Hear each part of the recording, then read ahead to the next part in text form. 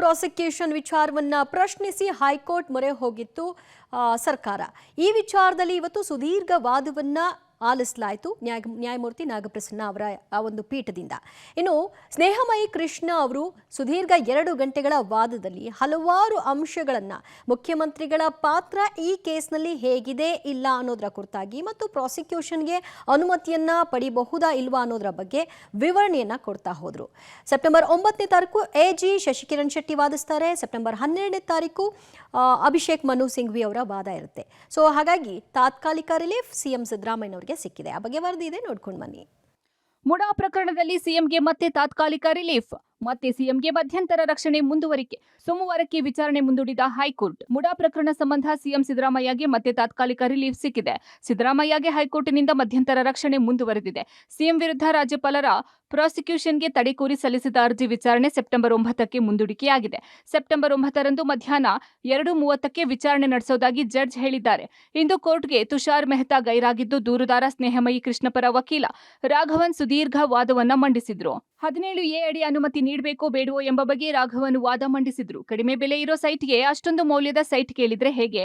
ಒಂದು ಸೈಟ್ಗೆ ಅರ್ಹತೆ ಇಲ್ಲದವರಿಗೂ 14 ಸೈಟ್ ನೀಡಿರೋದು ಎಷ್ಟು ಸರಿ ಅಂತ ಪ್ರಶ್ನಿಸಿದ್ರು. ಸತ್ಯ ಅನಾವರಣಗೊಳ್ಳೋಕೆ ಅವಕಾಶ ಕೊಡಬೇಕು ಅಂತ ನ್ಯಾಯಾಲಯವನ್ನ ಕೋರಿದ್ರು.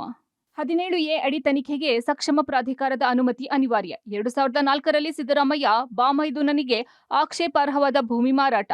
ದೇವರಾಜು ಭೂಮಿಯ ಅಸಲಿ ಮಾಲೀಕನೇ ಅಲ್ಲ, ಅಭಿವೃದ್ಧಿ ಆಗ್ತಿದ್ದ ಭೂಮಿ ಮತ್ತೆ ಕೃಷಿ ಭೂಮಿಯಾಗಿ ಪರಿವರ್ತನೆ. ನಿಂಗ ಎಂಬುವವರಿಗೆ ಈ ಜಮೀನು ಮಂಜೂರಾಗಿತ್ತು. ಮಲ್ಲಯ್ಯ ದೇವರಾಜು ತಮ್ಮ ಹಕ್ಕನ್ನ ಮೈಲಾರಪ್ಪನಿಗೆ ಕೊಟ್ಟಿದ್ರು.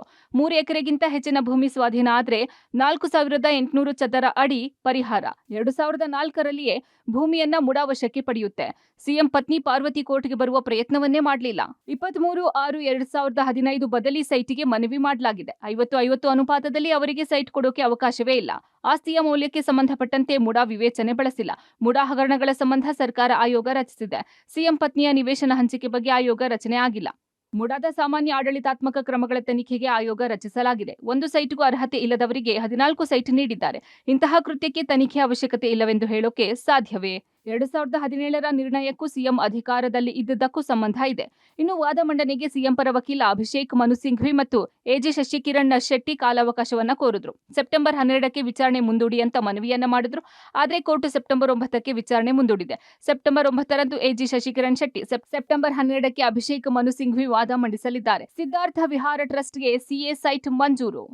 ಸೈಟ್ ಮಂಜೂರಿಗೆ ಪ್ರಭಾವ ಬಳಸಿದ್ದಾರ ಪ್ರಿಯಾಂಕ್ ಖರ್ಗೆ. ಸಿಎಂ ವಿರುದ್ಧ ಪ್ರಾಸಿಕ್ಯೂಷನ್ಗೆ ಅನುಮತಿ ನೀಡಿದ್ದ ರಾಜ್ಯಪಾಲರು ಕಾಂಗ್ರೆಸ್ಗೆ ಮತ್ತೊಂದು ಶಾಕ್ ನೀಡಿದೆ. ಮಲ್ಲಿಕಾರ್ಜುನ್ ಖರ್ಗೆ ಕುಟುಂಬದ ಸಿದ್ಧಾರ್ಥ ವಿಹಾರ ಟ್ರಸ್ಟ್ಗೆ ಸಿಎ ಸೈಟ್ ಮಂಜೂರು ಆಗುವುದಕ್ಕೆ ಸಚಿವ ಪ್ರಿಯಾಂಕ್ ಖರ್ಗೆ ತಮ್ಮ ಪ್ರಭಾವ ಬಳಸಿದ್ದಾರೆ ಎಂಬ ಆರೋಪಕ್ಕೆ ಸಂಬಂಧಿಸಿ ಬಿಜೆಪಿಯ ಛಲವಾದಿ ನಾರಾಯಣ ಸ್ವಾಮಿ ನೀಡಿದ್ದ ದೂರಿಗೆ ರಾಜ್ಯಪಾಲ ಥಾವರ್ ಚಂದ್ ಗೆಹ್ಲೋಟ್ ಸ್ಪಂದಿಸಿದ್ದಾರೆ.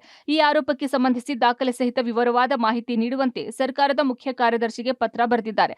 ರಾಜ್ಯಪಾಲರ ನಡೆಯನ್ನ ದೂರುದಾರ ಛಲವಾದಿ ನಾರಾಯಣ ಸ್ವಾಮಿ ಸ್ವಾಗತಿಸಿದ್ದಾರೆ. ರಾಜ್ಯಪಾಲರು ಪ್ರಕರಣದ ವಿವರಣೆ ಕೇಳಿರುವುದು ಸ್ವಾಗತಾರ್ಹ. ತರಾತುರಿಯಲ್ಲಿ ಸಿದ್ಧಾರ್ಥ ವಿಹಾರ ಟ್ರಸ್ಟ್ಗೆ ಸಿಎ ಸೈಟು ಹಂಚಿಕೆ ಆಗಿದೆ ಎಂದರು. ಬಹಳ ಸಂತೋಷ.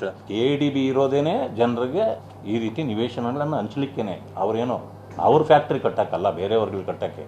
ಈ ವಿಚಾರವನ್ನು ತೆಗೆದುಕೊಂಡು ನಾನು ಗೌರವಾನ್ವಿತ ರಾಜ್ಯಪಾಲರನ್ನ ಭೇಟಿ ಮಾಡಿ ಕೊಟ್ಟಿದ್ದೆ. ಈಗ ಅದು ಸಹಜವಾಗಿ ಅವರು ಎನ್ಕ್ವೈರಿ ಮಾಡಬೇಕಾಗತ್ತೆ. ಆದ್ರಿಂದ ಸರ್ಕಾರಕ್ಕೆ ಅವರು ಪತ್ರ ಬರೆದಿರಬಹುದು. ತರಾತುರಿ ಯಾಕಾಯ್ತು, ತರಾತುರಿಯಲ್ಲಿ ಮಾಡಿದ್ರಿ, ಇದು ಪ್ರಶ್ನೆ ಯಾರಿಗಾದ್ರೂ ಬಂದೇ ಬರುತ್ತೆ. ಅದನ್ನು ಕೇಳಿದ್ದೇನೆ. ರಾಜ್ಯಪಾಲರ ವಿರುದ್ಧ ಸಚಿವ ಪ್ರಿಯಾಂಕ್ ಖರ್ಗೆ ಆಕ್ರೋಶ ಹೊರಹಾಕಿದ್ದಾರೆ.